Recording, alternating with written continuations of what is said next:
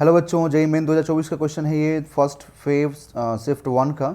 इसमें आपसे बोला गया rectangular loop of sides 12 centimetre and 5 centimetre with its sides parallel to x axis and y axis respectively moves with a velocity of 5 centimetre per second in the positive x direction in a space containing a variable magnetic field in the positive z direction. The field has a gradient of 10 to the power minus 3 Tesla per second per centimeter along the negative x direction, and it is decreasing with time at the rate of 10 to the power minus 3 Tesla per second. है ना, यहाँ पर बच्चों Tesla पर second हम लोग को दिया हुआ, मतलब यहाँ पर डिस्टेंस के साथ भी वेरी कर रहा है मैग्नेटिक फील्ड एंड टाइम के साथ भी वेरी कर रहा है. If the resistance of the loop is 6 milli ohm, the power dissipated by the loop as a heat is. यहाँ पर पावर आपसे पूछ रहा है बच्चों, तो हमें क्या करना चाहिए. देखिए यहाँ पर जो ईएमएफ इंड्यूस होगा, क्योंकि मैग्नेटिक फील्ड डिस्टेंस के साथ भी चेंज हो रहा है और टाइम के साथ भी वेरी कर रहा है, तो यहाँ पर दोनों की वजह से बच्चों ईएमएफ इंड्यूस होगा. तो पहले हम लोग जो डिस्टेंस के साथ वेरी कर रहा है उसको देखते हैं. देखिए यहाँ पर क्या होता है, d phi by d t होता है. फाई को आप क्या लिखेंगे, बी इंटू ए लिखेंगे आप. ओके, फिर आप लिख देंगे यहाँ पर सिर्फ वेरिएशन तो मैग्नेटिक फील्ड में है. ओके, सो इस चीज़ को हम लोग ऐसे भी लिख सकते हैं बच्चों. ठीक है, अब देखिए यहाँ पर मैग्नेटिक फील्ड और लूप का एरिया का जो डायरेक्शन होगा वो आप उनके बीच का एंगल 0 डिग्री मान लीजिए. बिकॉज लूप ऐसे रखा होगा तो एरिया ऑब्वियस सी बात है कि इस लूप के प्लेन से परपेंडिकुलर होगा. एंड मैग्नेटिक फील्ड भी कहाँ है, मैग्नेटिक फील्ड भी जेड एक्सिस में है. ठीक है, तो यहाँ पर एरिया भी वाई एक्सिस जेड एक्सिस में होगा और मैग्नेटिक फील्ड, तो एंगल ऑब्वियस सी बात है कि 0 डिग्री होगा ही. ठीक है, तो इसलिए डॉट प्रोडक्ट का जो यहाँ पर वैल्यू होगा कॉस थीटा वो मैं नहीं ले रहा हूँ, क्योंकि 0 डिग्री दैट मीन्स कि 1 होगा. फिर मैं d B by d t को यहाँ पर d B by d x लिख सकता हूँ, into d x upon d t लिख सकता हूँ. तो देखिए ये दोनों वापस मल्टीप्लाई होकर यही देगा हम लोगों को. जस्ट ये सिंप्लीफिकेशन है.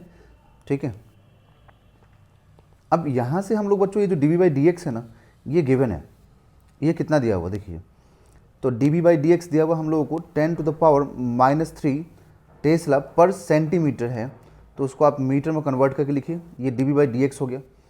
And d x by d t speed हो गया, दैट इज़ वेलोसिटी हो गया. तो ये भी हमें 5 सेंटीमीटर दिया हुआ है, तो इसको मीटर में कन्वर्ट कीजिए. एरिया हम लोगों को 12 सेंटीमीटर और 5 सेंटीमीटर लेके सॉल्व करना पड़ेगा एरिया को, क्योंकि इसका जो साइड से वो 12 और 5 दिया हुआ है रेक्टेंगुलर लूप का. तो अब यहाँ से आप जब E1 सॉल्व करेंगे तो 10 to the power minus 1 into 5 into 10 to the power minus 6 into 5 into 12 60 हो जाएगा. और इन सारे पावर्स को ऐड करें तो 10 टू द पावर माइनस 6 हो जाएगा.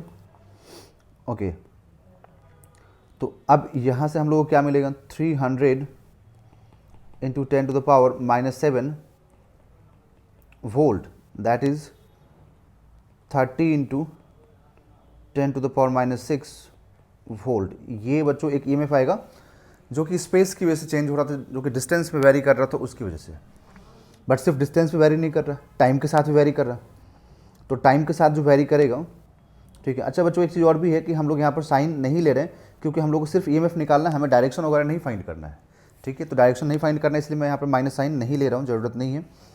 तो अब अगर बच्चों यहाँ पर टाइम के साथ जो वेरी कर रहा है उसकी वजह से निकालना है, तो आप क्या लिखेंगे, d B by d t into area. अब d B by d t भी दिया हुआ हम लोगों को, देखिए कितना दिया हुआ, 10 टू द पावर माइनस 3.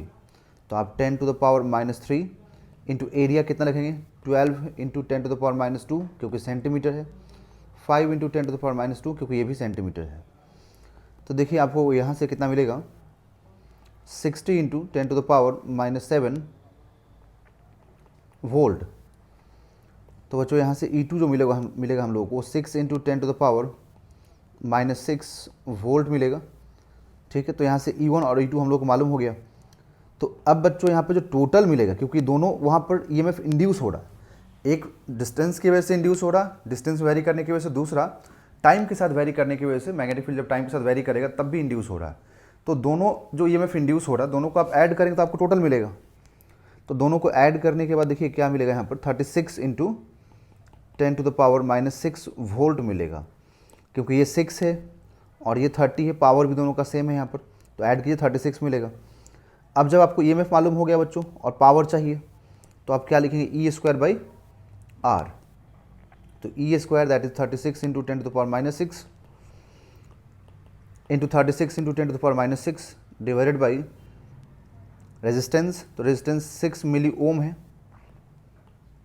ये 10 टू द पावर -3 रिमेनिंग रहेगा, ये 6 होगा। तो 36 इंटू 6 बच्चों 216 and 10 to the power -6 10 to the power -3 कितना हो जाएगा, 10 टू द पावर -9 हो जाएगा। तो इतना वॉट पावर आएगा।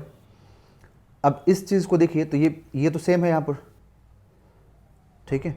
सिर्फ आपको क्या पूछ रहा है, ये वाला पार्ट पूछ रहा है कि ये यहाँ पर डिजिट्स कितने होंगे, तो 216 होगा बच्चों। तो इसका जो आंसर होगा वो होगा 216।